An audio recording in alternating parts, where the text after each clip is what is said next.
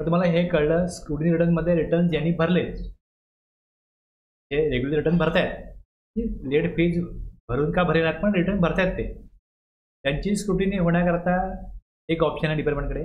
आता जे रिटर्न भरतच नाहीत त्यांच्यावरती काय कारवाई करणार?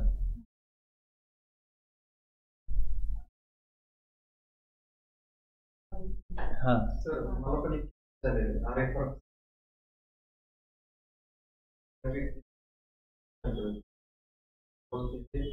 अठरा पर्यंत ते पण नंतर त्याच्यामध्ये अजून रजिस्ट्रेशन पण जास्त ऍक्टिव्हिटी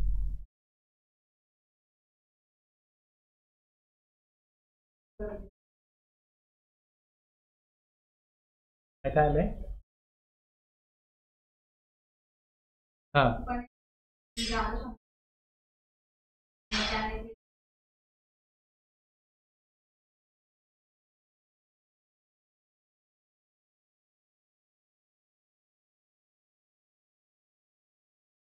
बघायला का हे ते कसं आहे, कमर्शियल रेंट ते मंथली पे करतात, मी त्याबद्दल बोलता ना ते. हां 99 वर्षाचा करार जसं असतो हां वर्षाच्या कराराने घेतलं जातं 99 वर्षानंतर ते लीज अग्रीमेंट बरोबर वाढतं किंवा मग बरोबर फॉर एक्झाम्पल आपले सिडकोचे बरोबर आहे. प्लॉट आहे, हो सिडकोच्या प्लॉट मध्ये कसं आहे बिल्डिंग ज्या होत्या ते 99% कराराने वगैरे होतात. त्यानंतर पुढे जर तुम्ही वगैरे किंवा करार वाढवला तर ठीक आहे, नाहीतर मग त्याच्यावर त्या जमिनीचं मग आहे ना ते. बघा तुम्हाला मी जे आता सांगितलं ते कसं आहे की नॉर्मली असे बरेच शॉप्स आहेत इकडे 1 लाख भाडं आहे, कमर्शियल रेंटवरती RCM दिला तर रेव्हेन्यू वाढणार आहे. पण जिकडे जे असे लीज ॲग्रीमेंट आहेत, आता इथे एक ट्रस्ट होतं, त्या ट्रस्टने काय केलं ते बिल्डरला दिलं आणि तिथे त्यांनी शॉप बनवले, फ्लॅट बनवले, पण जागा ट्रस्टचीच आहे, जागा ना खालची ती ट्रस्टचीच आहे, पण जे प्रिमायसेस बांधलं आहे ते बिल्डरने बांधलं. तर प्रिमायसेस सिडको बांधो या काही करू, त्यांनी बांधकामाचे पैसे पे केले, त्यांनी त्यांना पेमेंटही केलं ना त्यांनी, पण तरी पण ते काय म्हणतात की ओनरशिप तुमची नाही, ओनरशिप आमचीच आहे. त्यांचं पण असंच ॲग्रीमेंट आहे की 99 वर्ष ते ॲग्रीमेंट आहे, ट्रस्ट असो सिडको कोणाचा असो, पण ह्याच्याकडे ओनरशिप डॉक्युमेंट आहेत ना, हे ओनर आहेत, याच प्रकारे डॉक्युमेंट आहेत ना, हे ओनरच आहेत. त्यामुळे त्यांचं जे काही ॲग्रीमेंट आहे त्याच्यामध्ये हे कव्हर होईल का, कारण मंथली पेमेंट काय करत नाही. जे काय जसं म्युन्सिपल चार्जेस भरले जातात, सिडको चार्ज घेते प्रॉपर्टी टॅक्स वगैरे, तर ते भरतात ते चार्जेस. त्यामुळे जे आपण कमर्शियल रेंट म्हणतो त्यात ते येईल की नाही मला वाटतं येणार नाही, तुम्ही बघायला लागेल त्याबद्दल काय. हां त्यात तुम्हाला बघायला लागेल की नक्की हा सेक्शन त्याला लागू होतो का. इथे कसं आहे प्युअरली रेंट ॲग्रीमेंट आहे, ही जागा तुम्ही एक 5 वर्ष वापरा, एक 33 महिन्याचा ॲग्रीमेंट आहे, 55 महिन्याचा ॲग्रीमेंट आहे, त्यांनी असं केलेलं आहे आणि त्याप्रमाणे मग दर वेळेला किती भाडं वाढेल ह्या प्रकारचे जे कमर्शियल प्रॉपर्टी दिलेल्या आहेत, फॅक्टरी असो, गोडाऊन असो, शॉप असो, ऑफिससाठी असो, त्याच्यावरती तो रिव्हर्स चार्ज लागू होतो. त्याला ते सरळ सरळ लागू होईल. बाकी तुम्हाला या केसचं बघायला लागेल की डिपार्टमेंटचा व्ह्यू काय ह्या बाबतीमध्ये, या केसच्या बाबतीत काय करायचं तुम्ही बघा मग. ओके आता बघा जे भरत नाही आहेत, best judgement assessment of non filers section 32 कशा अर्थ आहे, जे नॉन फायलर्स आहे याचं काय केलं जाईल, डिटर्मिनेशन ऑफ टॅक्स डिपार्टमेंट करेल आणि त्यांना तो टॅक्स भरण्यास सांगितलं जाईल. ऑर्डर ऑफ असेसमेंट काढली जाईल रूल 100 सब रूल 1 आहे यामध्ये, आणि नोटीस त्यांना पाठवली जाईल असेसमेंट ऑफ नॉन फायलर्स रिटर्नसाठी. आता हे सगळं जे आहे हे कोणा करत आहे, जो रजिस्ट्रेशन घेतोय ओके, रिटर्न फाईल करत नाही, आणि ज्यांनी नंबर कॅन्सल केला आहे आणि त्यांनी फायनल रिटर्न भरलेलं नाही आहे अंडर सेक्शन 45 काय असतो फायनल रिटर्न, तर त्यांना मग एक नोटीस पाठवली जाईल, नोटीस टू फाईल रिटर्न, इथे 3A मध्ये की फाईल करा तुम्ही रिटर्न, तुमचं हे पेंडिंग आहे एक भरा, within 15 days of under section 46 मध्ये नोटीस जाते, ही सिस्टमच पाठवतो. त्यानंतर पुढे त्यांनी रिटर्न तो भरेल किंवा भरणार नाही, जर भरलं तर मग पुढे काही ॲक्शन नाही, संपला विषय. हा आहे की रिटर्न भरले तर लायबिलिटी समोर येते, मग पुढे स्क्रुटिनी करता येईल, इन्स्पेक्शन ऑडिट पुढे बघू. रिटर्न नाही भरवू त्याला. रिटर्न भरण्यासाठी ही कशा सेक्शन आहे की रिटर्न भरायला लावायचे नॉन फायलर्सला, आणि नाही भरलं तर मग त्याला ASMT 13 बेस जजमेंट असेसमेंट, म्हणजे जी इन्फॉर्मेशन अवेलेबल आहे डिपार्टमेंटकडे, कसं आहे त्यांनी परचेस केलं आहे, इन्व्हॉइस आपल्याला किती आला आहे कळतं, EVA बिलनी ह्यांनी काय माल पाठवला आहे दुसरीकडून आला आहे कळतं, त्यानुसार लायबिलिटी किती असू शकते पाठवून दिली. समजा मला 100 रुपये लायबिलिटी येते आणि डिपार्टमेंटने 1000 पाठवली, म्हणजे काय मला 1000 द्यायचे त्याचा भाग नाही काय, तुम्ही 1000 कुठे आहेत, 100 देईल मला, भरा रिटर्न तुम्ही. तुमची जी लायबिलिटी आहे तुम्हाला वाटतं 100 रुपये 100 भरा ना तुम्ही, भरा रिटर्न तुम्ही. आता ह्यात तो काय करेल, मला जर का तुम्ही 100 चे 1000 मागेल, मी काय करेल, गिव्स रिटर्न फाईल 60 दिवस जे काय पिरियड दिला आहे यात मी काय करेन की above assessment order shall be deemed withdrawn, भरली रिटर्न त्यांनी. रिटर्न त्याने जर भरलं मी काय करेन, 30 दिवस 630 दिवस वरती केले बहुतेक वाचतो खाली, ठीक आहे. तर मग याप्रमाणे रिटर्न जर भरलं तर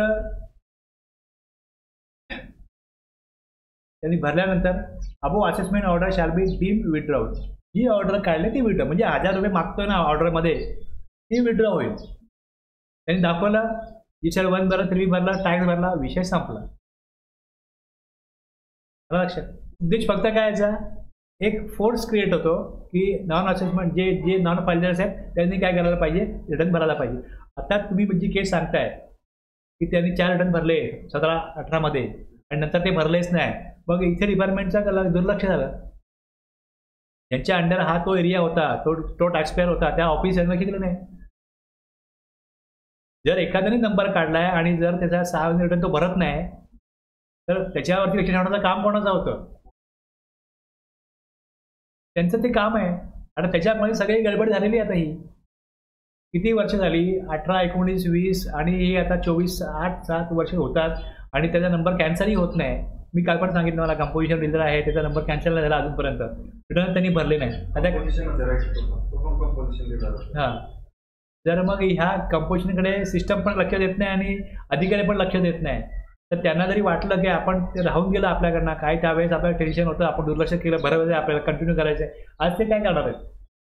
मग अशा केसेसवरती पण डिपार्टमेंटनी किंवा गव्हर्नमेंटनी काहीतरी विचार केला पाहिजे की ह्याच्यावरती आपण काय आता सोल्युशन काढायचं. हे सोल्युशन ठरेल त्यानुसार त्यांना पुढे काय करायचं ठरवता येईल, कारण ते बिझनेस करतच असतील. पण लायबिलिटी पे करायची इच्छा जरी असली तरी आता जी लेट फीज येते किंवा जे काही येतं ते त्यांना भरण्याजोगं नाही आहे, खूप जास्त अमाऊंट त्यांना भरायला येते.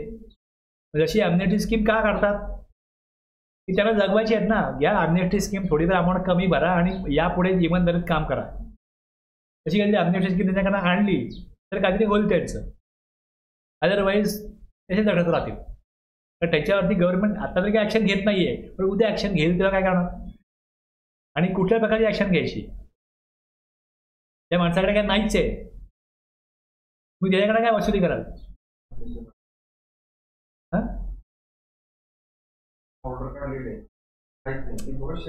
मग अशा परिस्थितीत त्यांना उगाच टेन्शन देण्यात काय पॉईंट आहे. काहीतरी त्यांना अमनेस्टी स्कीम देऊन त्यांना परत नॉर्मल याच्यामध्ये आणलं पाहिजे. 16 मध्ये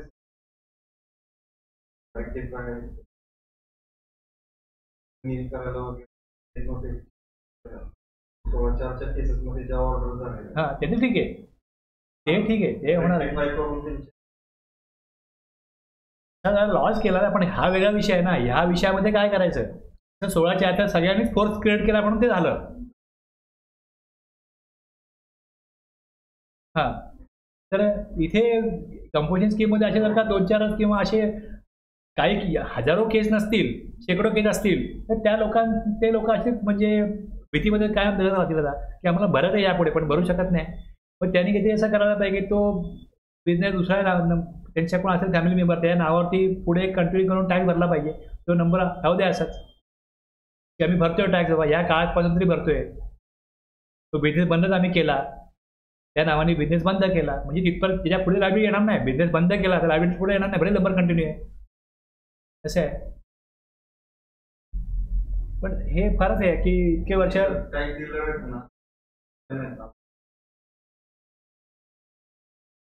रजिस्ट्रेशन आपण केलं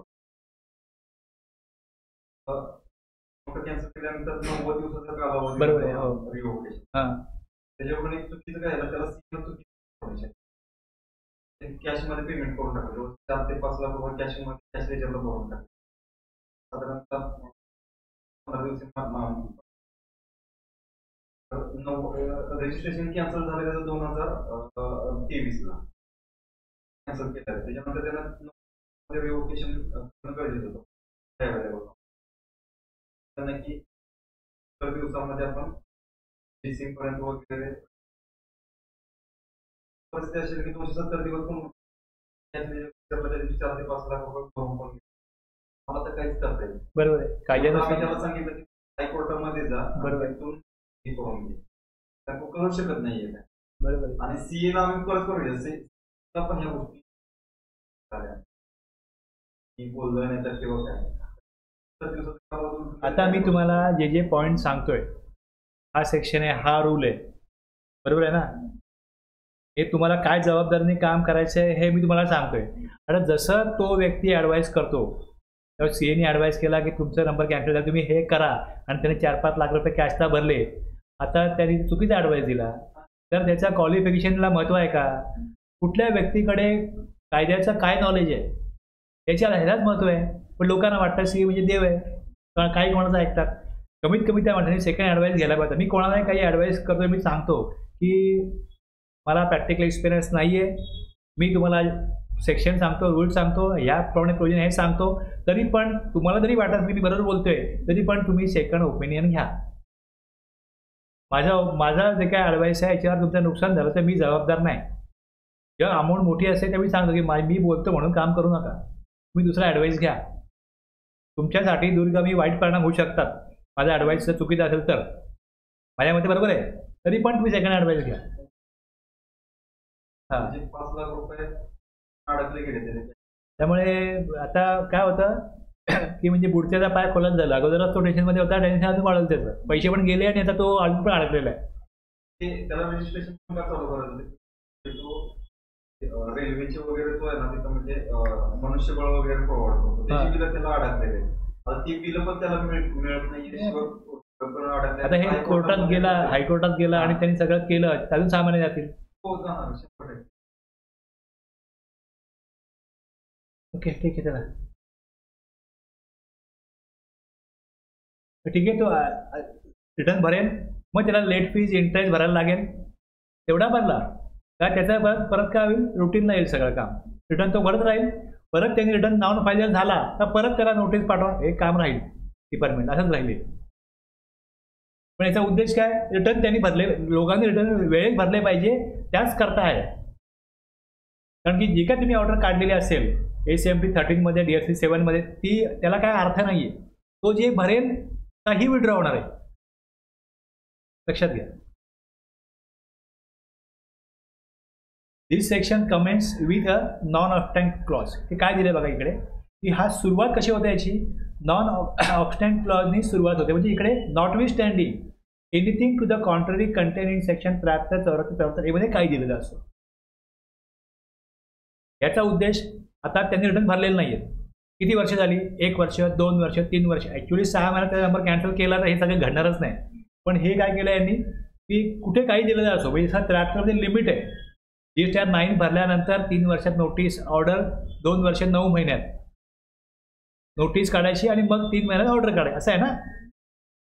तसं इथे याला तिकडे काही म्हटलं असेल तरी हे काय म्हणतं हे सेक्शन त्याला ओव्हरराईड करतं की where a registered person fails to furnish a return under section 39 GSTR 3B 4, 5 जे काही त्यामध्ये येतात 39 मध्ये जे येतात final return even after the service of a notice under section 46 त्याला तुम्ही नोटीस गेली 46 मधली त्यानंतर the PO may proceed to assess the tax liability of the said person to the best of his judgment taking into account all the relevant material which is available or which he has gathered and issue an assessment order within a period of 5 वर्ष दिला इकडे 5 वर्ष करू शकतो. Non final आता तुमची तुम्ही म्हणता 5 वर्ष होऊन गेली आता त्याला हे पण काढता येणार नाही की लायबिलिटी किती तुझी 74 तर गेलाच, 5 वर्ष गेली म्हणजे. आणि त्याचं हे पण गेलेलं आहे, वेज जजमेंट असेसमेंट तुम्ही काढा, तितका टॅक्स तुम्ही भरा, तो त्याच्या पण पुढे गेलाय. त्याच्या अगेन्स्ट डिमांड ऑर्डर काढले जाऊ शकते का रिटर्न फाईल केलं नाही म्हणून? प्रश्न आता हा उठतो. त्याच्यावरती कुठली कारवाई करायची म्हटली तर तुम्ही कुठल्या सेक्शन खाली कारवाई करणार? समजलं नाही काय म्हणतात? 73-74 मध्ये जे लिमिट आहे, GSTR 9 भरल्यापासून पुढे 2 वर्षे 9 महिन्यात त्याचा काय असेल डिमांड पाठवायचं त्याला, ते निघून गेलं तर याचा अर्थ काय होतं की सगळे संपलेलं आहे, पण त्याने रिटर्न भरलेच नाहीत. तर रिटर्न भरलेलं आहे, तुम्हाला हे करायला पाहिजे होतं, वेज जजमेंट असेसमेंट. रिटर्न तुम्ही भरलेलं नाही, एवढा टॅक्स भरा, मग त्यांनी तो जागा झाला असता की बा आपला नंबर आहे. लोकांना हे माहीत नाही की आपण नंबर काढला भरायचं रिटर्न. म्हणजे कोणी त्यांना सांगितलं नाही, कुठल्या काय नोटीस गेली नाही, तर ते नंबर काढलाय. मॅडम असे पण लोक नंबर काढायचा आहे. मी सांगतो, नंबर काढला तर दर महिन्याला तुम्हाला 2-3 हजार रुपये खर्च होईल. तुमची तेवढा बिझनेस आहे का, तेवढी भरण्याची क्षमता आहे का?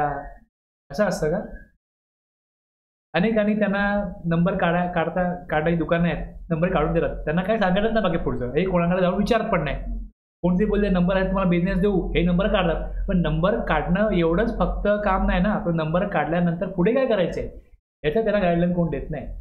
आणि ते नंबर काढतात, त्यांना पुढे काय काम मिळतं नाही मिळतं, आणि त्याच्यावरती त्यांना अनेक लोक असे आहेत त्यांना कुठलीही नोटीस गेलेली नाही, नंबर काढलेला आहे. त्यांनी काही बिझनेस पण केला नाही, त्याचा उपयोग पण झाला नाही, काहीच झालं नाही. तर हे व्हायला पाहिजे वेज जजमेंट असेसमेंट. त्यांच्या केसमध्ये 5 वर्ष दिले. फ्रॉम द डेट, कधीपासून 5 वर्ष मोजायची? From the date specified, GSTR 9 ची जी डेट असेल तिथपासून पुढे 5 वर्षामध्ये वेज judgement assessment of non filers करता येईल. Okay. The order of assessment 61 shall be issued HMP 13, आणि समरी की काय असेल ती कुठे येईल? DRC 07. समरी ऑफ तुम्ही घेतला 142(5) वाचाल, यात ऑर्डर इश्यूड त्यात एवढे सेक्शन दिलेत. जिकडे जिकडे ऑर्डर पाठवायची आहे त्याकरता एकच त्याने रूल 142 कळलं. त्या 142 मध्ये सगळे सेक्शन म्हणजे 52 असो, 62, 63, 64, तर आता सगळे जे सेक्शन आहेत DRC 07 मध्ये काय जाईल, त्याची ऑर्डर जाईल, समरी ऑर्डर.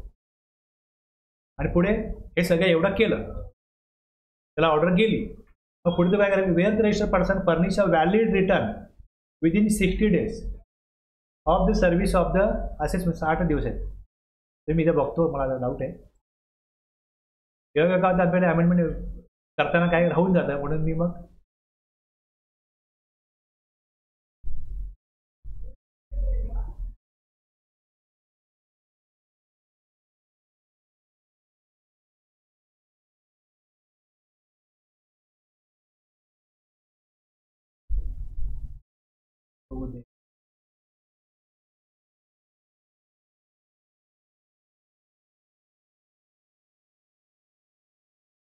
कुठलं आहे का?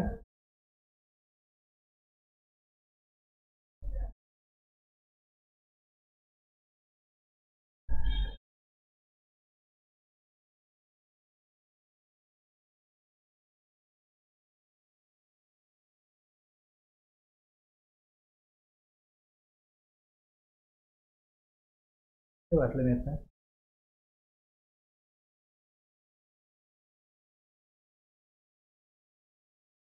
टू ना,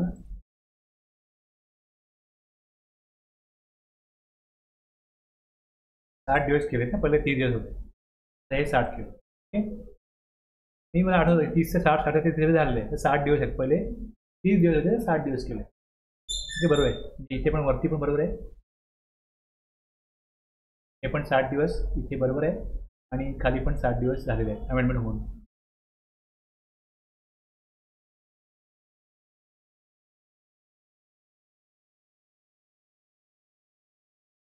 रिटर्न फर्निश करेल तो, जे ऑर्डर दिले वरती त्याप्रमाणे.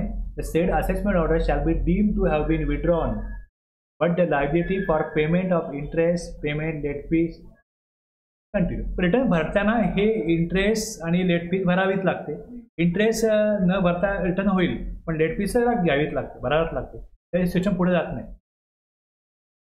पण यात दिलंय की ते देय आहे, टॅक्स, इंटरेस्ट आणि पेनल्टी हे भरून तो रिटर्न फाईल करेल तर मानलं जाईल की ती ऑर्डर विथड्रॉ झाली. त्याला वेगळं कम्युनिकेशन होईल का बघा पुढे. Provided that where the registered person fails to furnish return within 60 days. मग पुढे जाऊन त्याला पुढे किती लेट फीज लागेल ते सेम विदिन 60 दिवसानंतर तो करतो.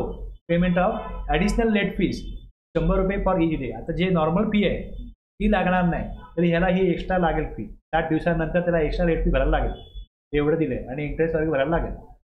नॉर्मल इंटरेस्ट जे व्यवहार केला आहे तो व्यवहार त्याला लागू होणार नाही नॉन फायलरला, ती नोटीस काढली तर. हे आज दिलेलं आहे. आणि ह्याच्याआधी पण त्यांनी स्टँडर्ड ऑपरेटिंग प्रोसिजर दिले कशा प्रकारे करायचं. ह्याचा पण त्यांनी SOP काढली, सर्क्युलर नंबर आहे त्याप्रमाणे ते काढले. त्या प्रकारे पहिले तुम्ही त्याला सिस्टममधून जाईल, 46 नोटीस, GSTR 3 आहे. त्याच्यानंतर पुढे त्याला वेळ द्यायचा आहे. त्यानंतर पुढे जाऊन मग पुढची प्रोसिजर होईल सगळी. मग 3 आहे, नंतर मग पुढे जाऊन GSTR ASMP 13 आणि DRC 07 जाईल. मग जर तो बरेल, सगळ्या गोष्टी करेल तर मग ते विड्रॉ होईल. त्याला दुसरा पुढे फर्दर कम्युनिकेशन काही नाही. विड्रॉ डील झाले काय कळलं जाणार नाही. रिटर्न भरा, नोटीस विड्रॉ. नोटीसला कुठलं उत्तर द्यायची गरज नाही, डिपार्टमेंट त्याला काय रिस्पॉन्ड करणार नाही. बस एवढा वेळ गेलाय तेवढा पुरेसा आहे. मी रिटर्न भरले, धन्यवाद, संपला विषय. हे कोणाकरता? यांनी डिसिजन घेतलेलं आहे पण रिटर्न नाही भरले त्यांच्याकरता. आणि सेक्शन 63 जो आहे की जे लायबल झाले असतील. आता इथे असेसमेंट ऑफ अनरजिस्टर्ड पर्सन कोण आहे? Unregistered person. ओके. आता जे लोक लायबल होतात पण नंबर काढत नाही त्यांना सुपरविजन असं, म्हणजे हे सगळं कोणी करायचं? जे प्रोव्हिजन केल्यात. तुम्ही हे बघा, जेव्हा प्रोव्हिजन या केल्यात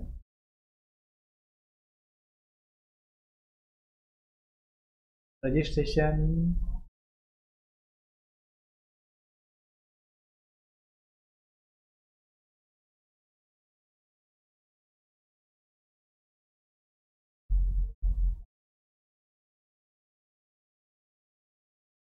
where a person who is liable to be registered and it fails to obtain registration, the proper officer may, without prejudice to any action which may be taken under this act or under, proceed to register a such person in such manner as been prescribed. हे तुम्ही हेच केलं ना, ते बोललात 90 दिवसामध्ये त्याला करायचं आहे. हे करायचे, ही ऍक्शन योग्य वेळी झाली पाहिजे. आता ह्याच्यामध्ये बघा हे कशा करताय register. Assessment of unregistered person हे कुठल्या प्रकारचे?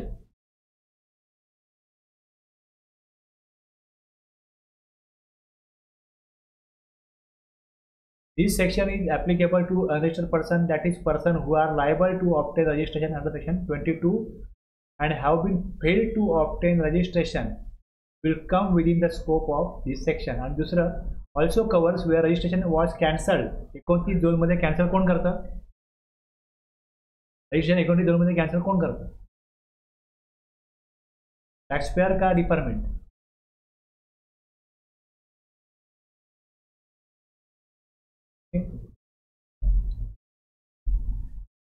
एकदा का नंबर कॅन्सल झाला, मी स्वतःहून मला करायचं आहे तर मी लायबल नाही म्हणून मी ॲप्लिकेशन करतो ना. माझा टर्नओव्हर कमी झाला आहे, मी बिझनेस बंद केला आहे, माझं प्रॉडक्ट टॅक्सेबल होतं ते एकदम झालं आहे, माझा नंबर कॅन्सल करा. म्हणजे डिपार्टमेंट कॅन्सल करतं त्यावेळेस तो काय झाला, आता यापुढे तो टॅक्स इश्यू करू शकत नाही.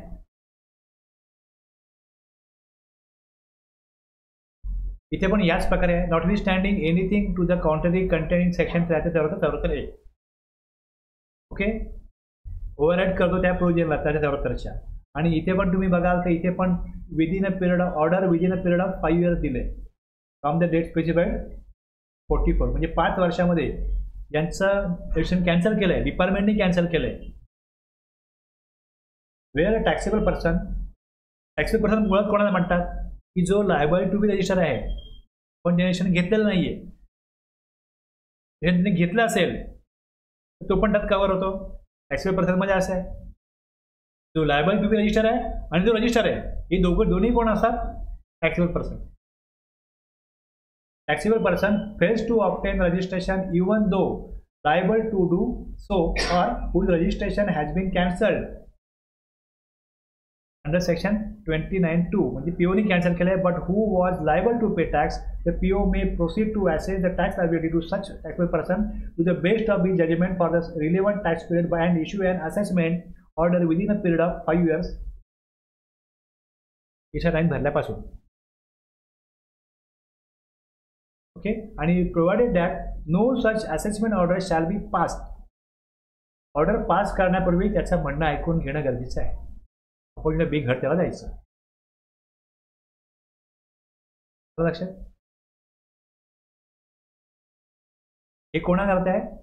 नंबर लायबल झालाय, नंबर काढला नाही ते, पण त्यांच्यावरती पहिल्यांदा इथे पण नोटीस जाणार आहे, जायला पाहिजे. कशामध्ये? 25(8) मध्ये suo motu registration. Suo motu registration. आणि दुसरा ऑप्शन हा आहे, इथे कसं होतं 25(8) मध्ये त्याला रजिस्ट्रेशन करण्याकरता ती नोटीस आहे की तुम्ही रजिस्ट्रेशन करा किंवा तुम्हाला करणं गरजेचं नाही, तर तसं रिप्लाय करा, अदरवाईज अपिलात जा. आणि जर तुला नंबर काढायची गरज आहे तर नंबर काढ, तर नंबर काढेल नाही बरेल. नंबर एकदा त्यांनी रजिस्ट्रेशन केलं का मग त्याला पुढचं कंप्लायन्स करणं गरजेचं आहे. इथे काय केलंय की इकडे त्याला सरळ सरळ नोटीस दिली. म्हणजे त्यांनी जर का तो नंबर काढला नाही तर पुढे त्याची लायबिलिटी आहे ना काहीतरी, तो प्रूव्ह पण करत नाहीये की तो रजिस्ट्रेशन घेण्याकरता लायबल नाहीये, तो नंबर पण काढत नाहीये, मग तो टॅक्स देणं लागतो की नाही लागतो. मग त्याला इथे नोटीस काढता येईल की नाही, बेजडीने असल्यामुळे इथे करता येईल की नाही. तो रिमेन रजिस्टर आहे लायबल असून पण, किंवा एखाद्या नंबर कॅन्सल केला आहे, तो रिटर्न भरत नाही, नंबर कॅन्सल केला किंवा अशा कुठल्या तरी त्यांनी अशा कायद्याचं उल्लंघन केलं म्हणून नंबर कॅन्सल केलाय. नंबर कॅन्सल केला म्हणजे त्याची लायबिलिटी तर बनतेच आहे ना. पण त्यांच्यावरती कारवाई करण्याकरता best judgement assessment of unregistered person section 63 आहे. स्क्रुटिनी कोणा करताय बघा, रिटर्न भरलेत पण प्रॉपर नाही भरलेत, त्यांच्या स्क्रुटिनी लायबिलिटी येईल. आणि रिटर्न जे नॉन फायलर्स आहेत त्यांच्याकरता नोटीस पाठवणार. इथे हे कशा प्रकारचे आहेत? त्यांचा नंबर कॅन्सल केला आहे, ते नंबर ज्यांनी काढलाच नाही पण जे काढणं गरजेचं आहे त्यांच्यावरती लायबिलिटी काढण्याकरता त्याला नोटीस पाठवायची. ACMT 14. पुढे DRC 01 मध्ये समरी, आणि मग पुढे ऑर्डर ACMT 15, आणि मग पुढे त्यामध्ये summary thereof shall be uploaded DRC 07. आता हे तुम्ही सगळे जे फॉर्म आहेत हे बघाल 13 मध्ये काय जातं, कशा प्रकारे जातं. इथे कसं फक्त फॉर्मॅट आहे, तुमच्याकडे ॲक्च्युली काढलेल्या अशा ऑर्डर असतील, तुम्ही ते स्टडी केल्या मग तुम्हाला हे कळेल कशा प्रकारे आहे. त्याला शो कॉज आहे 63 मधलं. मग पुढे काय येईल 15 मध्ये काय येईल, असेसमेंट ऑर्डर अंडर 63. तुम्हाला एकदा प्रोव्हिजन कळली, रूल कळले का कुठल्या परिस्थितीत काढायचं हे पण तुम्हाला बेसिक कळलं, मग तुम्ही ॲक्च्युअलमध्ये रिअल केस काढा आणि बघा त्यात ते का केलं, मग ज्यांनी कोणी ते केलं आहे त्याच्याकडे इन्फॉर्मेशन कुठली होती, कशा प्रकारे ती काढली जाते इन्फॉर्मेशन, आणि कुठल्या इन्फॉर्मेशनच्या आधारे पुढे हे सगळ्या नोटीस वगैरे पाठवले जातात. काही यामध्ये अवघड काय नाही आहे. तुम्हाला एकदा का टेक्निकल प्रोव्हिजन कळल्या तर काहीतरी असं घडलं आहे की जिकडे त्यांनी कायदा पाळलेला नाही आहे, मग त्यानुसार कुठला कायदा पाळला नाही, मग कुठली कारवाई करायची आहे, कुठल्या बेसिसवरती करायची, एकदा तुम्हाला कळलं का ह्या नोटिसेस तुम्हाला स्वतःहून काढता येतील. कळले? पहिले ज्याने कोणी काढलंय त्यांच्याकडे डेटा कुठला आला, तो डेटा त्यांनी कशा प्रकारे अनालिसिस केला, तो अनालिसिस करून मग त्या फिगर कशा कुठे त्यात इनपुट दिल्या आणि त्यानंतर या नोटीस कशा गेल्या. ओके, कळलं? सेक्शन बघा, सगळीकडे तुम्ही बघा रूल दिलेला असतो, मग तो रूल वाचा, सेक्शन वाचा, समजून घ्या परिस्थिती कुठली आहे, कुठल्या परिस्थितीमध्ये का गरज पडली म्हणून हे लॉ मेकरने फॉर्म बनवलेत, रूल बनवले, सेक्शन बनवलेत आणि त्यानुसार ती कारवाई होते. हेच तुम्हाला कळावं याच्याकरता आपण अगोदर सगळे हे बघितलेत कुठे काय होतं. आता तुमचं समजण्याचा तुमचं कामाचा भाग आहे, त्यामुळे तुम्हाला जे कळलंय ते कसं इम्प्लिमेंट करायचं, कुठे काय डेटा घ्यायचा हे बघा.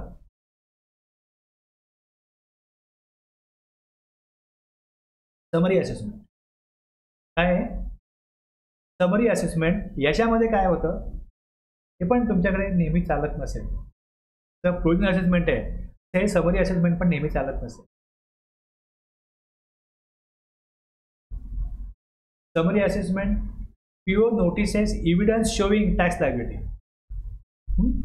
आता एखादी कंपनी आहे ती डबघाईला आली आहे किंवा एखाद्या व्यक्तीवरती खूप कर्ज झालं आहे आणि तो देश सोडून पळून जाऊ शकतो.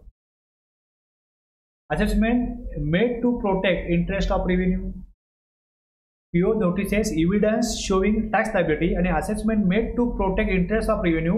Any delay would adversely affect the interest of revenue. अशी परिस्थिती आहे की जिकडे लायबिलिटी असेल आहे आणि ती लायबिलिटी होऊ शकतं असं की इंटरेस्ट ऑफ रेव्हेन्यू म्हणजे तो रेव्हेन्यू आपला लॉस्ट होऊ शकतो किंवा त्यात प्रॉब्लेम होऊ शकतो. अशा परिस्थितीमध्ये, विशिष्ट परिस्थितीमध्ये ही पॉवर आहे की तुम्ही बाकी सगळं न करता एक समरी असेसमेंट त्याला देऊन टाका की एवढा टॅक्स मला द्यायचा आहे. इश्यू असेसमेंट ऑर्डर ACMP 16 आणि डिमांड DRC 07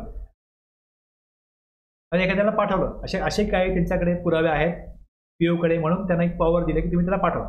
आता हे पाठवल्यानंतर application for withdrawal of assessment order. If assessment order is Irenaeus, assessment order जर चुकीची असेल तर ती विड्रॉ होऊ शकते. चुकीची माहिती मिळाली, चुकीच्या गोष्टी झाल्या म्हणून ती विड्रॉ केली जाऊ शकते. Order of withdrawal the rejection of application for withdrawal of assessment order in ACMP 18. If summary assessment is withdrawn then procedure laid down under section 73-74 shall be followed for determination of tax liability. म्हणजे कोणाला काय देणं असेल आणि तो पळून जाऊ शकतो असं वाटलं तर हे ह्या प्रकारे डिमांड रेज केला जाऊ शकतो. पण जर असं दिसलं की याची गरज नाही आहे तर ते विड्रॉ होईल आणि नॉर्मली आपण 73-74 डिमांड पाठवतो ते डिमांड पाठवतो.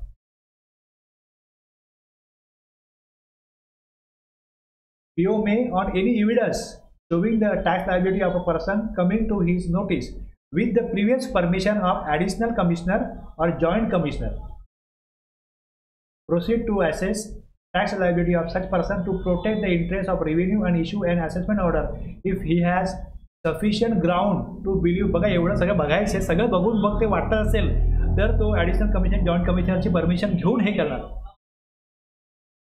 Provided that where the taxable person to whom the liability pertains is not ascertainable and such liability pertains to supply goods, the person in charge of such goods shall be deemed to be the taxable person liable to assess and liable to pay tax and any other amount due under this section. ठीक आहे. आणि पुढे जाऊन आता मग हे form दिले रूलमध्ये withdrawal of summary on an application made by a taxable person within 30 days from the date of receipt of order on his own motion or on his own motion, additional commissioner, joint commissioner consider that such order is erroneous. त्यांना वाटलं बरोबर नाही, गरज नाही याची, तर मग ते विड्रॉ करतील आणि मग 73-74 प्रमाणे काय असेल त्याच्याकडनं घेणं ते पुढे त्याप्रमाणे जाईल. फक्त इकडे काय होतं, जरुरी मला असंच वाटतं की जे लोक पळून जातात असे मोठे मोठे बिझनेसमॅन, तर त्यांच्यावरची लायबिलिटी काय असेल तर ती रिकवर होण्याकरता ही फास्ट ॲक्शन आहे. पण तशी गरज नसेल त्याने रिप्लाय केला की बाबा काय झालं असेल, तुम्ही एवढा काय पाठवतो, मी मला माहिती द्या, प्रॉपर नोटीस द्या, मी रिप्लाय करतो. मग ते विड्रॉ होऊन नॉर्मल त्यावरती कारवाई चालू होईल. The person refer to 62 may file and application withdrawal of, तू करेल विड्रॉ करा, सांगेल बाबा हे याची काय गरज आहे. मग पुढे जाऊन द ऑर्डर ऑफ विड्रॉवल आणि समरी ऑर्डर, मग पुढे जाऊन नॉर्मली DRC 07 जे काय पुढे आहे ते होईल.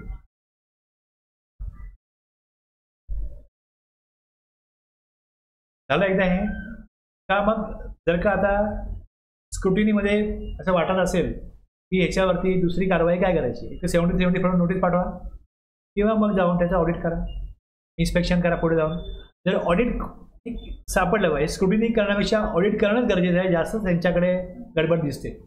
अशा केस निवडल्या जातील. स्क्रुटिनीमध्ये एक लिमिटेड स्कोप आहे की थोडाफार रेव्हेन्यू लॉस आहे, स्क्रुटिनी काढून विचारू, पण दिसतंय तेवढं हिमनगाचं टोक आहे, खाली किती आहे माहीत नाही असं वाटत असेल स्क्रुटिनी करतानाच, नाही ह्यांना स्क्रुटिनी करून काय उपयोग नाही. आपण जर गेलो ऑडिट केलं तर जास्त इथे आपल्याला रेव्हेन्यू रिकवर होईल. खूप ह्यांनी टॅक्स स्क्रुटिनी काहीतरी ITC आणि लायबिलिटीमध्ये दोन्हीकडे घोटाळा केलेला आहे, गडबड आहे, ऑडिट करायचं.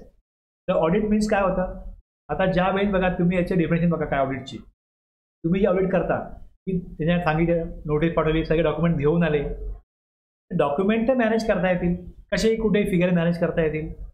जर रिअल डेटा बघितला तर रिअल डेटा जर का जेव्हा बघितला जातो आणि त्याचे डॉक्युमेंट बघितले जातात तर त्याच्यामध्ये जास्त तुम्हाला विश्वासार्हता आहे. डेटा पण चेंज करायला सांग. जर ते डेटाच बघणार आहेत, डेटा पण चेंज करायचा आहे, खूप त्रासदायक होईल त्यांना. The examination of records, returns and other documents maintained or furnished by the registered person. Examination of काय? Records, returns, other document maintain. आता आपण बघितलं सेक्शन 35-36 मध्ये अकाउंट रेकॉर्ड्स आहेत. तिकडे जे डॉक्युमेंट मेंटेन करायला सांगितले, ITC तुम्ही काय घेतला, आउटपुट टॅक्स काय घेतला, इनवॉइस बनले, डिलिव्हरी नोट, जितके डॉक्युमेंट्स आहेत हे सगळे बघितलं जाईल अंडर दिस. किंवा त्यात हे पण दिलंय की दुसऱ्या कुठल्या कायद्याखाली तुम्हाला जे डॉक्युमेंट, जे रेकॉर्ड मेंटेन करायचे आहेत ते सगळे रेकॉर्ड तुम्ही मेंटेन करायचे आणि बघणार गरज पडली तर. Under this act or the rules made there under any other law for the time being in force आहे ना सगळं. This act or the rules made there or under any other law for the time being in force to verify the correctness of. उद्देश काय? Turnover declare, taxes paid, return reclaim, हे सगळे जे काय केलं ITC घेतलंय, assess his compliance with the provision of this act or the rules made there under. या कायद्याखाली की दुसऱ्या कुठल्याही कायद्याखाली जे रेकॉर्ड मेंटेन करायचे, जे काय त्यांना माहिती सगळी ठेवायची आहे, हे सगळं ते एक्झामिन करणं म्हणजे काय? ऑडिट मीन्स हे सगळं आहे. ऑडिट्स एक बाय टॅक्स ऑथॉरिटीज आणि दुसरं स्पेशल ऑडिट. सेक्शन 65 हा डिपार्टमेंटल ऑडिट आहे आणि 66 हा स्पेशल ऑडिट आहे. आता departmental audit, the commissioner or any officer authorise can undertake audit of any registered person for such period at such. मध्ये एक सेक्शनचा प्रोव्हिजन रिटर्न तुम्ही नंतर घेणार आहे, तो ठेवला मी बाकी. ओके, फ्लोमध्ये मी काय केला, तो बाकी ठेवला, हे मी फ्लोमध्ये घेतले होता. तो घेतला काय होता, त्याच्यावरती फोकस केला का हे विषय वेगळे होते, याची फ्रिक्वेन्सी वेगळी होती, म्हणून मी प्रोव्हिजन रिटर्न बाजूला ठेवला, SMT 1 to 9 बाजूला ठेवले आणि मग पुढे मी बाकी सेक्शन घेतले. आणि आता त्याच फ्लोमध्ये हे पण घेतोय, पण नंतर मी ते घेईन.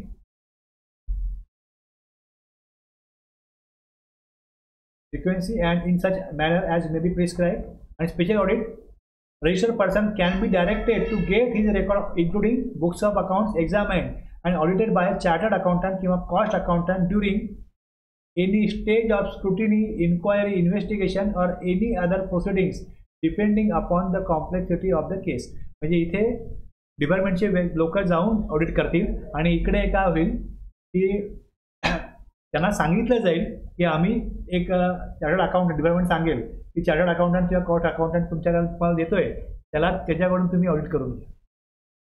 याचे चार्जेस कोण देईल? तर गव्हर्नमेंटच देईल. पुढे तुम्हाला वाचल्यानंतर कळेल.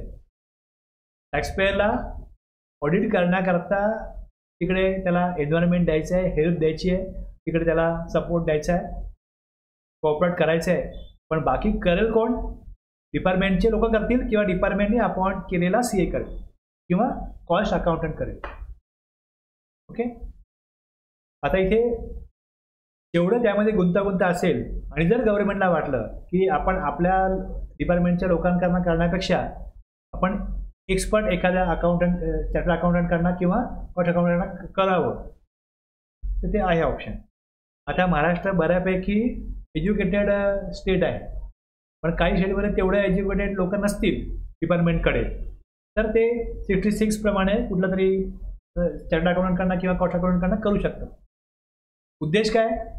रिकव्हरी करायची, काहीतरी टॅक्स चोरी करायची तिकडची, किंवा चुकीचा टॅक्स असेस केला आहे किंवा ITC चुकीचा घेतला आहे किंवा रिफंड चुकीचा घेतला आहे, हे रेकॉर्डवरून त्यांना एक्झामाइन करायचे. आणि त्याच्यातून उद्देश काय की रिव्हेन्यू इंटरेस्ट आहे, इंटरेस्ट ऑफ रिव्हेन्यू आहे 65 मध्ये. बघा इथे काय ना, इथे फक्त प्रोव्हिजन आहे कशा प्रकारे ऑडिट करायचं. याच्यात तुम्हाला ऑडिट मॅन्युअल आहे, त्यात तुम्हाला ते बघायला लागेल. आणि तुम्ही काय बघणार त्यामध्ये की सप्लाय असताना सप्लाय आहे तर सप्लाय केला आहे की नाही केला आहे, इनवॉइस बनवला की नाही बनवला आहे. सेक्शन 9 प्रमाणे टॅक्स रेट काय 5%, 12, 18 तो बरोबर घेतला की नाही घेतला आहे, ITC बरोबर घेतला की नाही घेतला आहे, ब्लॉक क्रेडिट रिव्हर्स केलं की नाही केलं आहे, हेच सगळं एक्झामाइन करायचं आहे. हे सगळं एक्झामाइन करायचं असेल तर तुम्ही तो सेल बघाल, तेवढा सेल दिसतोय का GSR 1ला, जो सिस्टममध्ये दिसतोय त्याप्रमाणे GSR 1ला गेलाय, 3Bत गेलाय, ITC जो सिस्टममध्ये दिसतोय, परचेस दिसतोय, मग तो ॲक्च्युली परचेस केलाय का, तेवढे गुड स्टॉकमध्ये आलेले दिसत आहेत का, स्टॉक मॅच होतोय का, हे सगळं जेव्हा बघाल. आता तुम्ही प्रिंटआउट आणल्या त्यात तुम्हाला स्टॉकचे रिपोर्ट काय कळणार आहेत, आणि जर तो मॅच करून दाखवायचा आहे, ज्या वेळेस रिटर्नमध्ये भरले जातात त्यावेळेस सगळं मॅनेज करून भरलं जातं. सिस्टममध्ये काही असतं. इकडे मेडिकल शॉप आहे. मेडिकल शॉपमध्ये तुम्ही बघाल तर 100% B2Cच आहे मेडिकल शॉपमध्ये. बिलिंग कम्प्युटराइज होतं. आजही जीपेनी पेमेंट करणारे कमी आहेत, कॅशनी पेमेंट आजही जास्त लोक करतात. त्यामुळे B2C सप्लाय झाला असेल तर GSR 1 भरताना दाखवणार काय, B2C सप्लाय, सिबिल भरणार. कोण का जेन्युइनली दाखवेल टॅक्स. समजा मला एखादी वस्तू 80 रुपयाला येते, तर ITC मला 80 रुपयावरती घ्यायचं आहे, आणि ही वस्तू मी जर का 105, 110ला विकत असेल तर मी का 110 दाखवू, मी 90 रुपये का दाखवणार नाही. 90 रुपये दाखवा, B2C सप्लाय, टॅक्स जमा करा. पण तुम्ही सिस्टम जाऊन चेक कराल तर तिकडे 110 आहे. तिथे हजारो बिलं बनली, त्यांना चेंज करायचं म्हटलं तर प्रॉब्लेम येणार. असं आहे. पण जर का नोटीस गेली ऑडिटची तर हे सगळे चेंजेस त्यांना करणं गरजेचं आहे, ते करतील. आता काही लोक तर 2 सिस्टम मेंटेन करतात, हा खरा सिस्टम, हा खोटा सिस्टम. आला उद्या बघूया आपण, देऊ खोटा सिस्टम त्यांना. एवढे हुशार आहेत. म्हणजे जेवढं आपल्याला टॅक्स चोरी करायची आहे, 5 रुपये आपला खोट्या अकाउंटनी खरे अकाउंट मेंटेन करण्याला गेले जाऊ दे ना. 20 रुपये मी टॅक्स मला वाचवायचा आहे, 20 रुपये मला टॅक्स चोरी करायची, तर 5 रुपये मी जो टॅक्स भरतो का जेन्युइन आहे हे दाखवण्याकरता आपण खर्च करू 5 रुपये. आले उद्या बघा, असं आहे ना.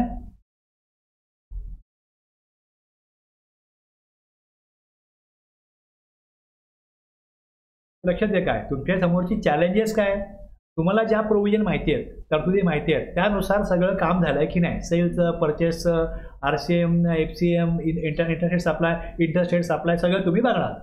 रिटर्नमध्ये दाखवलं की नाही हे बघणार. आणि त्यातून मग कुठे एखादं ट्रान्झॅक्शन दाखवलं गेलेलं नाही आहे, तुमच्याकडे काय माहिती, तुम्ही विचारणार की हे आम्हाला दिसतंय तुम्ही हा सप्लाय केला, दाखवलं नाही तुम्ही, हा B2C आहे, हा तुम्ही दाखवला नाही, वगैरे वगैरे. या गोष्टी ज्या आहेत ह्या सगळ्या एक्झामिन करणं हे ऑडिट आहे. मग त्यात काय स्किल पाहिजे, कौशल्य पाहिजे, तो सिस्टम हँडल करणं, ती डॉक्युमेंट हँडल करणं, हे तुम्हाला मॅन्युअलमध्ये कळेल. इथे काय, इथे फक्त ऑडिट करता येईल. तुम्हाला ह्यामध्ये एवढंच मिळणार आहे, ही सेक्शनमध्ये तुम्हाला एवढंच मिळणार आहे की ऑडिट करण्याची पॉवर काय, पिरियड ऑफ ऑडिट किती असेल, इश्यू ऑफ नोटीस करायला लागेल टॅक्स पेअरला की आम्ही ऑडिट करू इच्छितो, तुम्ही कोऑपरेट करा, तुम्हाला एवढा पिरियड देतो, डॉक्युमेंट अरेंज करा, सिस्टम द्या. मॅनर ऑफ कंडक्टिंग ऑडिट काय असेल, इन्क्वायरी आणि फाइंडिंग्स, मग जी माहिती घेतली जाईल ती त्याला कळवली जाईल, त्याची कम्युनिकेट होईल, आणि मग कुठल्या रिपोर्टमध्ये हे सगळं जाईल, हे सगळं आहे. म्हणजे कुठल्या पद्धतीमध्ये हे सगळ्या स्टेप घ्यायच्या आहेत. 65(1) कमिशनर और authorise officer to conduct audit operation person. मग place of audit to be conducted, म्हणजे इथे काय दिलं आहे, ऑडिट टॅक्सपेअरच्या प्रेमायसेसमध्ये किंवा डिपार्टमेंटच्या प्रेमायसेसमध्ये कुठेही होऊ शकतो. 15 days prior notice for conducting of audit. Time period for conducting audit 3 महिने. मग हा 3 महिन्याचा पिरियड ऑडिट पूर्ण झाला आहे तर वाढवला जाऊ शकतो का. मग providing necessary facility for verification and furnishing of information आणि finding of audit to be inform taxable person within 30 days of audit. आणि पुढे tax liability identified, initiation of action against taxable person. उद्देश हाच आहे ना, रेव्हेन्यू कुठे loss झाला आहे शोधून काढणं, हाच उद्देश आहे. कशा प्रकारे शोधलंय हे सगळं त्याला कळवलं जाईल, इन्फॉर्म केलं जाईल विदिन 30 days ऑफ ऑडिट. आलं लक्षात. आता हे सगळं तुम्ही डिटेलमध्ये वाचा. दिस section ऑथोरायझेस conduct of audit by the commissioner or any other officer authorized by him of the transactions of the registered person only. This section कशा करता है, authorize conduct of audit by commissioner of any other officer authorized by him. हे इथे काय दिलंय, ज्याच्याकडे इथे number आहे ऑडिट त्याच्यात होईल, रजिस्टर्ड पर्सनचा होत नाही. कळलं लक्षात. किंवा टॅक्सेबल पर्सनचा होत नाही, एक्स्ट्रा पर्सनचाच होईल. The commissioner or any officer authorise by him by way of general and specific order may undertake audit of any registered person for such period at such frequency and in such manner as may be prescribed. आता the period of audit to be conducted 65(1) shall be financial year or part thereof or multiples thereof हे असू शकतं. 6 महिन्याचं करायचं आहे, वर्षाचं करायचं आहे, 2 वर्षाचं करायचं आहे, हे कुठल्या पिरियडचं करणार आहे. The period of audit conducted 65 मध्ये ते ऑडिट करू शकतात हे दिले ना. तर पिरियड काय असेल, फ्रिक्वेन्सी काय असेल ते या रूल प्रमाणे सांगितलंय. The officer referred to in section 65(1) may conduct audit at the place of business of the registered person or in their office. Officer कुठे करू शकतात.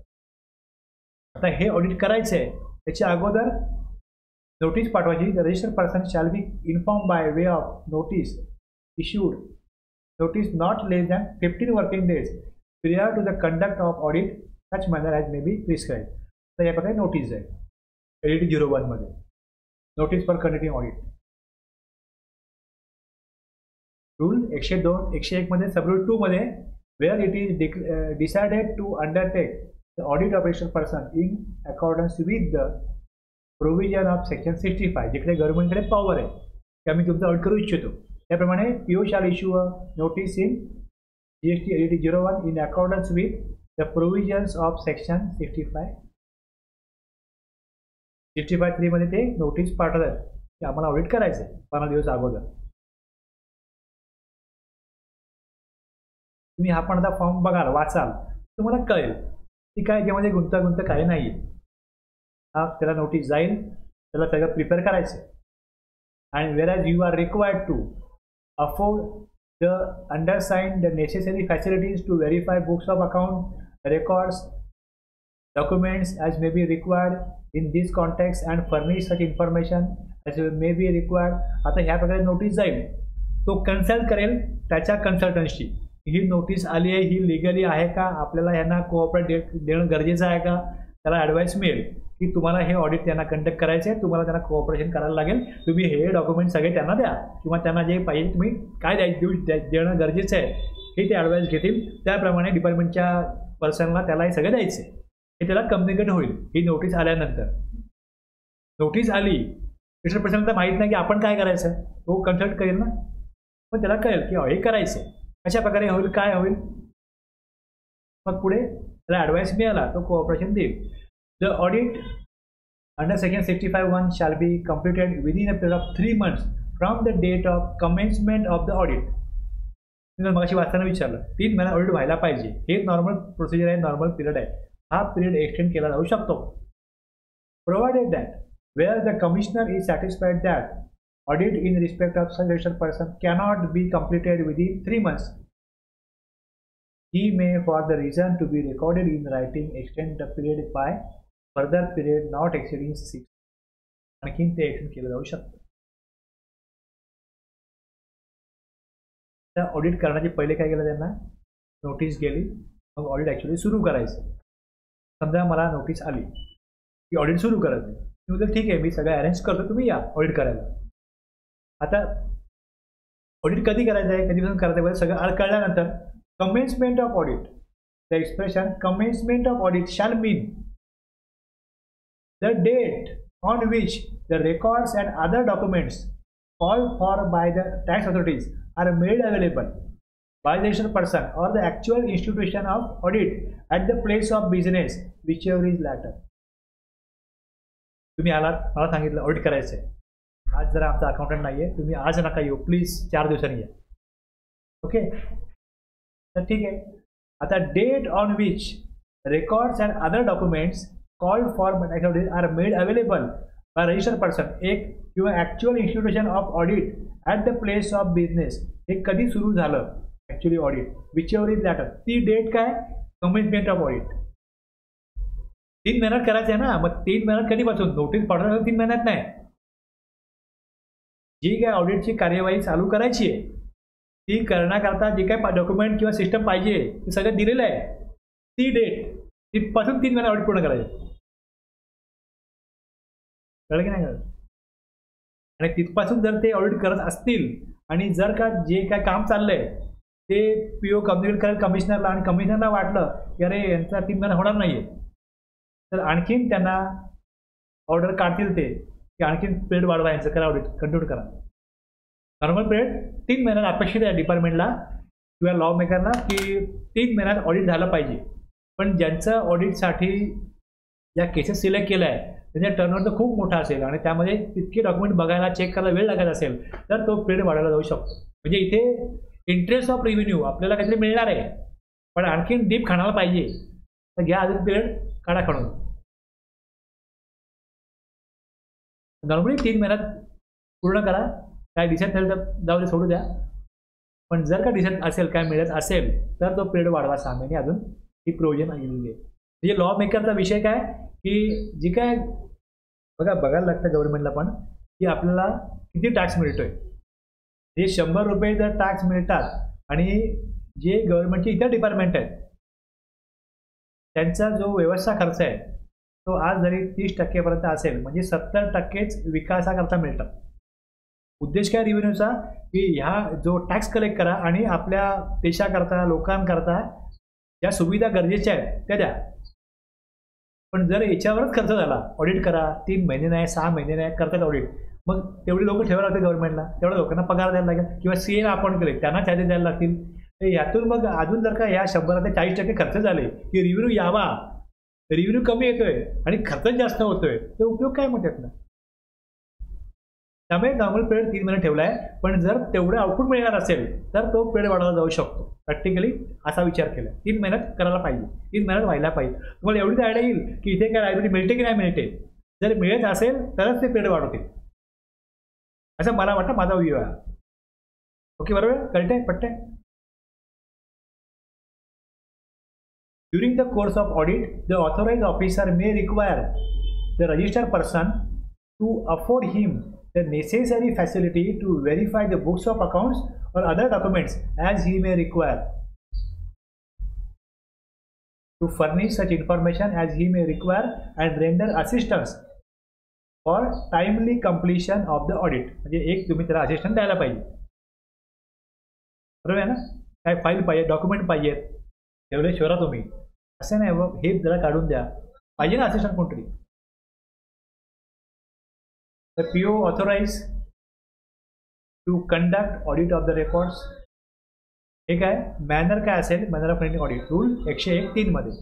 And the books of accounts of the registered person shall, with the assistance of the team of officers and officials accompanying him, verify the documents on the basis of which the books of accounts are maintained and the returns and statements furnished under the provision of the Act and the rules made thereunder, the correctness of the turnover, exemptions, the rate of tax, हे सगळे तुम्हाला बोललो मी ते सगळं check करायचं. As a टॅक्सपेअर मी जे काम करायला पाहिजे, माझी जी ऑब्लिगेशन फॉलो करायला पाहिजे ती मी बरोबर फॉलो केलीत की नाही हे पाहणं, याचं निरीक्षण करणं, एक्झामाइन करणं म्हणजे ऑडिट आहे. मग मी काय करतो दर महिन्याला रोज मी काय करतो तर ज्या प्रकारे मला एक्झाम्शन आहे मी बिल ऑफ सप्लाय बनवतो. ओके, जिकडे मला टॅक्सवर सप्लाय होतो मी टॅक्स इनवॉइस बनवतो, ई-बिल बनवतो, ITC मला अधिकार आहे त्यामुळे ITC अवेल करतो, युटिलाइज करतो, रिफंड क्लेम हे मी सगळे बरोबर केलं की नाही केलंय हे बघणं हे डिपार्टमेंटच्या ऑडिट करणाऱ्या व्यक्तींचं काम आहे. Record the observation and in his audit notes, या नोट बनवायच्या. आता हे पण एक कौशल्य आहे, हे पण एक प्रोसिजर आहे कशा प्रकारे हे एक्झामाइन करायचं आणि कशा प्रकारे रेकॉर्ड केलं जातं हे त्याचं. On conclusion of the audit पुढे फाइंडिंग्स काय तुम्ही निरीक्षण केलं, काय एक्झामाइन केलं, तुम्हाला काय सापडलं. On conclusion of audit the PO shall within 30 days inform the registered person whose records are audited about findings, his rights and obligation, त्याचे अधिकार आणि त्याची जबाबदारी काय and the reason for such finding. Okay, हे त्याला कळवायचं कोणाला, याचं ऑडिट झालं त्याला.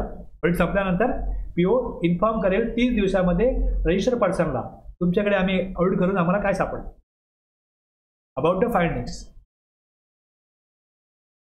The PO may inform the registered person of the discrepancies notice if any. म्हणजे काय सापडलं हे दिलं नाही इकडे, हे कळवायचं. काय कळवायचं आहे? डिस्क्रिपन्सी सापडली if any as observed in the audit and the said person may file his reply and PO shall finalize the finding of the audit after due consideration of the reply. त्याला विचारलं जाईल हे discrepancy आहे, तुमचं काय म्हणणं आहे याच्याबरोबर. On conclusion of the audit, the PO shall inform the findings of audit to the registered person in accordance with the provision of section 65(6). या फॉर्ममध्ये फायनली जाईल फाइंडिंग्स काय आणि पुढे where the audit conducted 65(1) result in detention of tax not paid, त्यात जर हे आलं असेल तर त्याप्रमाणे पुढे जाऊन शॉर्ट पेड किंवा रिफंड प्रॉपर नाही घेतला, ITC रॉंगली अवेल केला आहे, तर व त्यानुसार त्याची पुढची कारवाई जी आहे ती 73-74 मध्ये होईल. हे कोण करेल ऑडिट? डिपार्टमेंटचे लोक करतील. आणि स्पेशल ऑडिट 56 मध्ये सेटल अकाउंटंट. आता याच्यामध्ये बघा पुढे जाऊन हे ह्या थोडीशी लँग्वेज कशी आहे बघा. At any stage of scrutiny करत आहात तुम्ही, इन्क्वायरी, इन्स्पेक्शन, इन्व्हेस्टिगेशन और any other proceedings before him any officer not below the rank of assistant commissioner having regard to the nature and complexity of the case. काय म्हटलं? Nature आणि complexity of case and the interest of revenue. He is of the opinion that the value, काय बघा, value has not been correctly declared or the credit availed. Valuation बघा, value महत्वाची आहे, त्याच्यावरती tax rate लागतो. Values यांनी काय केले? मॅनिपुलेट केले. एक. दुसरं और काय म्हटलंय? और मी जेव्हा सेक्शन 15 घेतला मी तुम्हाला बोललो व्हॅल्युएशन खूप महत्वाचं आहे. समजून घ्यायला थोडंसं गुंतागुंत आणि बोरिंग वाटतं, पण त्याच्यावरती जो टॅक्स कलेक्ट करतोय तो डिपेंड आहे ना. त्यामुळे value of supply not correctly defined and declare and the credit availed is not within the normal limit. He may, with the prior approval of the commissioner, direct such registered person by communication in writing to get his records, including books of account, examined and audited by chartered accountant or cost accountant as may be nominated. कोण nominate करेल? Nominated by commissioner. Commissioner सांगेल तो ठरवेल, तो नाही. Commissioner ठरवेल त्या chartered accountant करणार किंवा कॉस्ट अकाउंटंट करणार, त्यांना काय करायचं आहे. मग हे पॉवर आहे इकडे. मग ते काय प्रोसिजर करतील? मग ते ADD 03 पाठवतील कोणाला? Where special audit is required to be conducted in accordance with the provision of section 66, the officer referred to in the said section shall issue direction to the registered person to get his records audited by chartered accountant or cost accountant specified in the said direction. याचा time period काय असेल?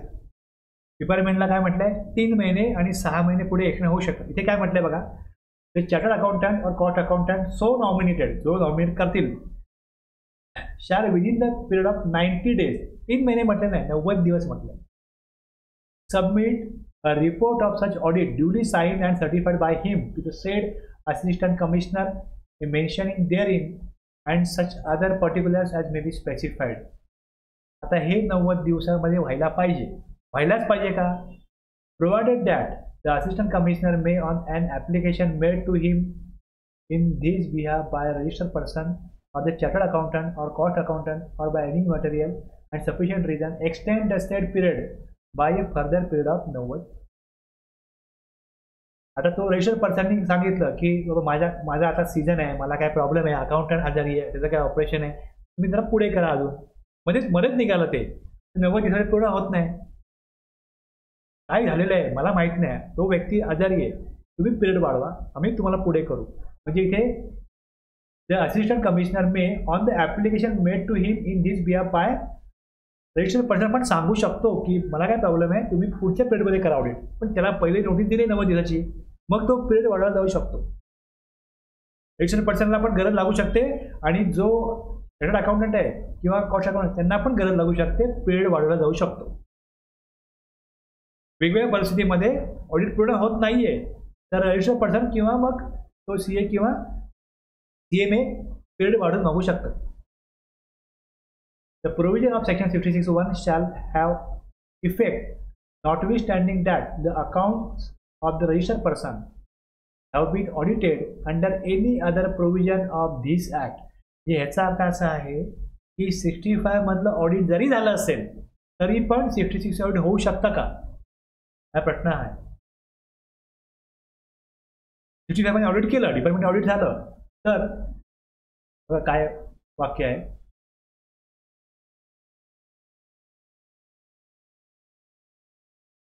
the provision of section 66(1) shall have effect notwithstanding that the accounts of the registered person have been audited under any other provision of this act. या act मध्ये 65 मध्ये audit करता ना, ते audit जरी झालंय अँड एनी अदर लॉ, दुसऱ्या कुठल्या कायद्यात जरी झालेले ऑडिट, म्हणजे कंपनी लॉ आहे, इन्कम टॅक्स लॉ आहे, ऑडिट झाले तरी पण इथे ऑडिट केलं जाऊ शकतं. The registered person shall be given an opportunity of being heard in respect of any material gathered on the basis of special audit under section 66(1) which is proposed to be used in any proceedings against him under this act or the rule made thereunder. त्याला इथे काय दिलंय, त्याला दिलं जाईल की बाबा ही माहिती आहे, याच्यामध्ये तुमचं काय म्हणणं आहे, अपॉर्च्युनिटी ऑफ बिंग हर्ड हे केलं जाईल. कुठल्याही निष्कर्षापर्यंत पोहोचण्यापूर्वी त्याचं म्हणणं ऐकून घेतलं जाईल. On conclusion of the audit special audit registered person shall be inform काय फाइंडिंग्स आहेत या त्याला कळवलं जातील AD04 मध्ये. आता जो खर्च आहे, जो नॉमिनल कोणी केला आहे, पर्सन CA किंवा CMA डिपार्टमेंटनी, तर the expenses of the examination of and audit of the records 66(1) मध्ये including the remuneration of such chartered accountant or cost accountant shall be determined and paid by the commissioner and such determination shall be final. Okay, कळलं? कोण पैसे भरेल? गव्हर्नमेंटच भरेल, tax पेअरला नाही भरायचे ऑडिटचे पैसे. Where the special audit conducted under section 66(1) result in detention of tax not paid, म्हणजे कुठेही अशा प्रकारे टॅक्स भरलेला नाही, ITC रिफंड प्रॉपर घेतलेलं नाही, हे आलं तर मग याचा रिझल्ट काय, पुढे 73-74 मध्ये पुढची प्रोसिजर होईल. बघा काय होतं, तुम्ही बघाल तर सेक्शन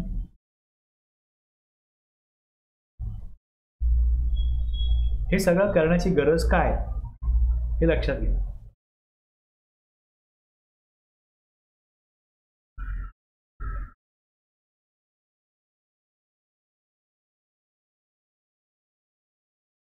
ITC मधल्या आपल्या नोट्स आहेत, त्यामध्ये मी 155 घेतलाय. इथे मी काय लिहिलंय सेक्शनप्रमाणे की where any person claim that he is eligible for input tax credit under this act the burden of proving such claims shall be on such person. पण जिकडे ITC सोडून लायबिलिटी तुम्ही प्रॉपर दिलेली नाही, व्हॅल्यू प्रॉपर घेतलेली नाही, time of supply proper नाही, invoice बी proper भरलेलं नाही, RCA मध्ये लायबिलिटी प्रॉपर भरलेली नाही, असा डिपार्टमेंटला वाटत असेल त्यांच्याकडे पुरावा पाहिजे. आणि जर तो तसा पुरावा नसेल तर ते इन्स्पेक्शन केल्याशिवाय किंवा ऑडिट केल्याशिवाय मिळणार आहे का इन्फॉर्मेशन. मग ती इन्फॉर्मेशन मिळवण्यासाठी इन्स्पेक्शन किंवा त्याच्यापेक्षा आणखीन ऑडिट केलं तर कळेल यांचे व्यवहार कसे चालले आहेत, कुठना पैसा येतोय, कुठना जातोय, परचेस सेल कुठे होतोय, स्टॉक कुठे राहतोय, EV बिलला काय आलंय, हे सगळं एकत्रित घेऊन ज्यावेळेस सगळं एक्झामिन केलं जाईल त्यावेळेस कसे पुरावे मिळतील डिपार्टमेंटला, त्याच्या आधारेच ते परत त्याला विचारायचे तुझं म्हणणं काय याच्याबद्दल, मग तो क्लेरिफिकेशन देईल. मग जर तो क्लेरिफिकेशन देऊ शकत नाही तर मग ते सगळं रेकॉर्डमध्ये येईल की हे फाइंडिंग्स आहेत, याविषयी आम्हाला हे डॉक्युमेंट मिळाले, याचे हे सप्लाय केलं आहे पण पैसे आलेले नाही आहेत, किंवा पैसे आले पण बिल बनलेलं नाही आहे.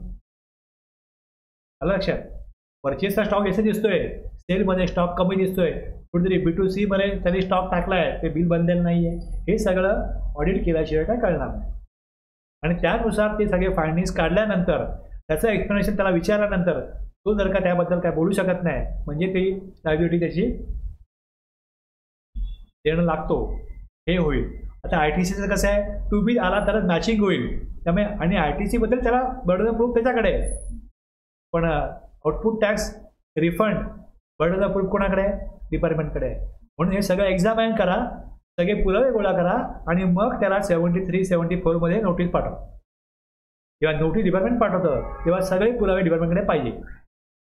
म्हणजे सकृत या दर्शनी या पुराव्यानुसार तुम्ही टॅक्स देणं लागता, अशा प्रकारची नोटीसचा तो स्वरूप असेल. आधार काय तुमच्याकडे, तुम्ही त्यांना सांगता की तुम्ही टॅक्स देणं लागता, मग तो आधार डिपार्टमेंट गोळा करेल ऑडिटमध्ये, इन्स्पेक्शनमध्ये. स्क्रुटिनीमधनं मिळाला तर मग गरज नाही इन्स्पेक्शनची किंवा ऑडिटची. पण 3 शस्त्र आहेत डिपार्टमेंटकडे, कुठली? Scrutiny, inspection, audit. आपण का करतोय हे सगळं हे लक्षात घ्या. आणि मग हे सगळं तुम्हाला जर करायचं असेल तर तुमच्याकडे काय कौशल्य, स्किल, डेटा कसा, बघा डेटा इज एव्हरीथिंग. समजलं ना काय?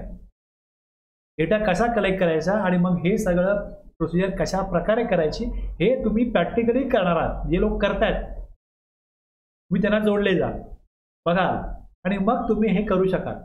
तुम्ही गोल ठेवला की हे आपल्याला स्वतःला करायचं आहे, तर तुम्हाला काय माहिती पाहिजे? या कायद्याचे सगळे सेक्शन, रूल माहिती पाहिजे. जे कोणाला फॉलो करायचे आहेत? Tax payer. पण टॅक्स पेअर ते ऑब्लिगेशन जेव्हा फॉलो करत नाही, प्रॉपरली लायबिलिटी असेस करत नाही, प्रॉपरली ITC घेत नाही, रिफंड प्रॉपर घेत नाही, कुठे कुठे काय काय प्रोव्हिजन आहेत जे ऑब्लिगेशन कोणावरती आहेत? टॅक्स पेअरवरती, ते त्यांनी चुकीच्या प्रकारे फॉलो केले, तर मग तुम्हाला त्याचे पुरावे गोळा करायचे, तुम्ही इथे चुकलाय. टेक्निकल प्रोव्हिजन तुम्हाला कळल्या का? टेक्निकल प्रोव्हिजन प्रमाणे जर का किंवा प्रोसिजरल प्रोव्हिजन, इनवॉइस, रिटर्न्स त्यांनी प्रॉपर फॉलो नाही केल्या तरच तो अडचणीमध्ये येणार आहे.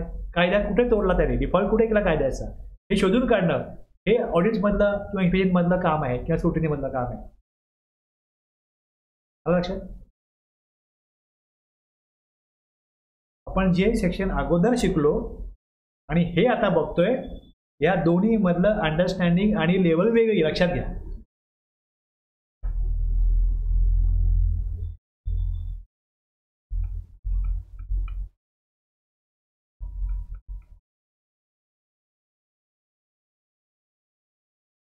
हा टॉपिक काय होता? असेसमेंट आणि ऑडिट.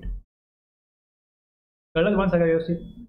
नक्की याच्यामध्ये काय दिलंय, कशा प्रकारे काम करायचंय ते तुम्ही प्रॅक्टिकली डिपार्टमेंटला चालतं, पण पॉवर कुठे आहेत, कशा प्रकारे आहेत, कशा प्रकारे प्रोसिजर करायची आहे हे शिक्षण केलं तुम्ही समजून घ्याल तर तुम्हाला कळेल.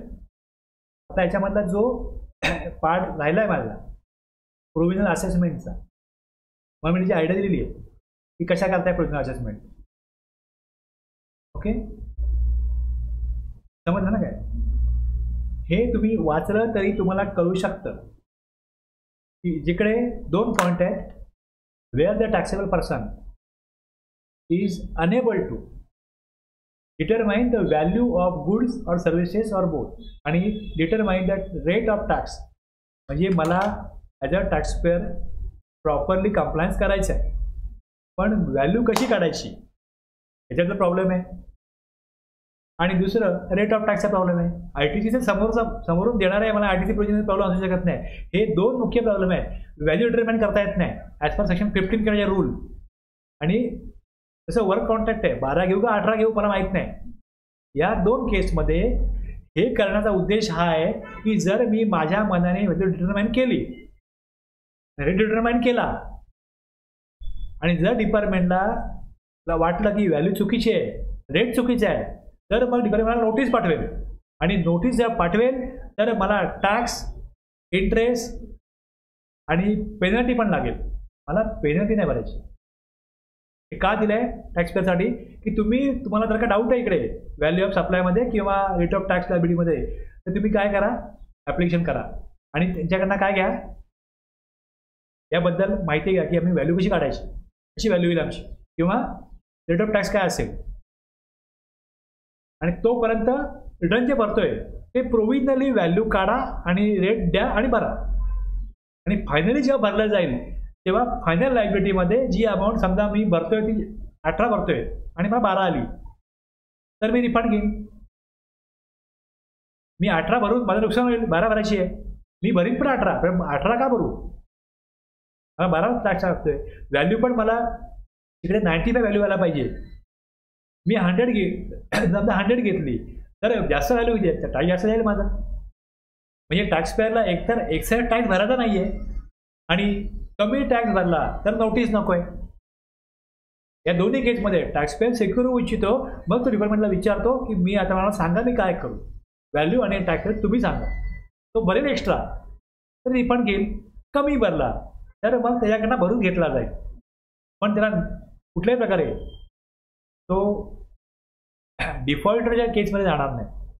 जेन्युन राहील की मी जेन्युन आहे, मला सांगा तुम्ही काय, मी डिफॉल्टर नाही आहे, मी टॅक्स चोर नाही आहे. मग त्यासाठी तो ॲप्लिकेशन देईल A71 मध्ये आणि तुम्ही हे वाचाल, तुम्हाला कळेल. मग पुढे मी घेईन पुढच्या क्लासला, पण तुम्हाला वाचून कळू शकतं. तुमचं जे नॉलेज आहे किंवा अंडरस्टँडिंग आहे ती एका सरावटी गेलेली आहे. आता जर तुम्हाला काही गोष्टी वाचून कळत असतील तर जेवढं तुम्ही ऐकलंय त्याचा तुम्हाला अंडरस्टँडिंगमध्ये उपयोग झालाय, तुम्ही समजू शकता. तुम्ही जरा टेस्ट करून बघा की तुम्हाला कळतंय का, आता हे वाचल्यावर कळतंय का. मग त्यानंतर पुढे कसे पाहून जातील, पुढे मग कमिशन किंवा PO काय करेल आणि मग त्याला कशा प्रकारे पुढे ते येईल आणि मग फायनली असेसमेंट कशी होईल. आणि त्याच्या पुढे एक्झाम्पल पण दिलेलं आहे की या इलिस्ट्रेशन आहे, एक्झाम्पल आहे. एवढं वाचलं की तुम्हाला कळत असेल तर तुम्ही आतापर्यंत जेवढा शिकलाय बऱ्यापैकी तुमचं अंडरस्टँडिंग बिल्ड झालेलं आहे, हे तुम्हाला जराच कळेल. आणि ह्याचा उपयोग काय होतो, तुमचा आत्मविश्वास वाढतो. मी तुम्हाला काही गोष्टी एक्स्ट्रा सांगतो, ते का सांगतो की तुमचा आत्मविश्वास वाढला पाहिजे, तुम्हाला काम करायला इंटरेस्ट आला पाहिजे, भीती गेली पाहिजे की आपल्याला जमेल की नाही जमेल. लक्षात घ्या, हे कोणी करू शकतो, याच्यामध्ये फार काय डिफिकल्ट नाही. फक्त तुम्हाला बेसिक प्रोविजन कळल्या, supply, exemption, time of supply, value of supply, ITC, registration, invoice, debit note, credit note, returns, account records, TDS, TCS, सगळं तुम्हाला सगळं सांगितलं जे काय ते प्रॉपर तुम्ही स्टडी केलं तर ते बरोबर त्याप्रमाणे काम झालं की नाही हेच बघणं पुढचं स्क्रुटिनीमधलं, इन्स्पेक्शनमधलं आणि ऑडिटमधलं काम आहे. आणि मग ते तसं नाही झालं तर नोटीस कशा काढायच्या, डिमांड रिकव्हरी. मग नोटीस काढल्या, पैसे देत नाही, मग रिकव्हरी प्रोसिडिंग्स काय, हा वेगळा विषय. पेनल्टी स्क्रूट लागेल, जर ऑब्लिगेशन फॉलो करत नाही तर त्यावरती पेनल्टी लागेल. मग ते सेक्शन पुढे येतील. जे काय आता आपल्याला पुढे घ्यायचं आहे त्याकरता तुम्ही जे काय झालंय ते व्यवस्थित समजून घेतलं असेल तर तुम्हाला पुढच्या गोष्टी इझी आहेत, डिफिकल्ट नाही आहेत, इझी आहे. तुमचं काम इझी आहे जर तुम्हाला कळतंय की आपण का आहोत. थांबूया इथे.